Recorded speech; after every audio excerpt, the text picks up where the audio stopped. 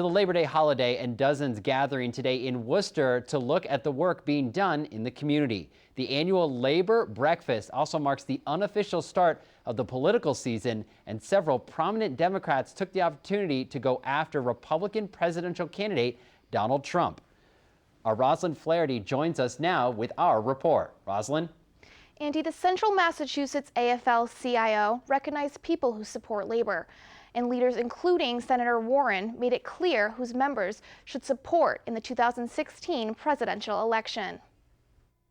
All the incredible things that all of you do in our community each and every day. On a day dedicated to celebrating hardworking Americans, hundreds of labor leaders, union members, and supporters of labor gathered at the annual Labor Day breakfast. It's to celebrate working people and all of the accomplishments. Worcester City Councilor Mo Bergman and the assistant to the president of the Massachusetts AFL-CIO on workforce development, Robert Bauer, received awards for their distinguished community service. I try hard as a city councilor to remember that bread and butter of any city is the workers. We're working with community groups and unions to bridge the gap to help create opportunities for women and people of color in the building trades. The breakfast took a political turn as leaders touched upon a Massachusetts proposal to expand charter schools, a global trade pact, and a proposal to raise the minimum wage to $15 an hour. Support our public schools.